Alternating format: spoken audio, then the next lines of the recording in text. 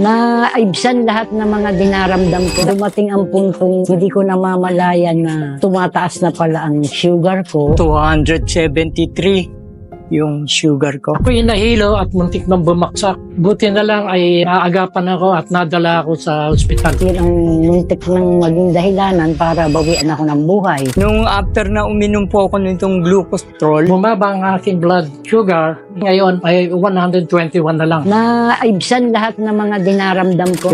medyo lumakas din yung pakaramdam ko. Ngayon, hindi na ako hinihingal. Masarap na ako matulog. Bumalik na nga sa normal ang katawan ko eh. Dati hindi na nakakalakad ng malayo dahil pag nagwo-walking kami sa malayo. Ba nagtataka ako nakakasama na siya. Naging masaya po ako dahil sa glucostrol. Pakiwari ko, lagi ako may pera. Kasi tuloy ang hanap buhay ko dahil sa kanya. Malaki ang naging tulong sa akin ng glucostrol sa aking mga nararamdaman sa aking katawan. Kaya kung ako sa inyo, ang magiging payo ko, subukan nyo. Wala namang mawawala sa inyo kung susubukan nyo. Maraming salamat po sa glucostrol. Ngayon, kayang-kaya ko nang libutin itong buong farm.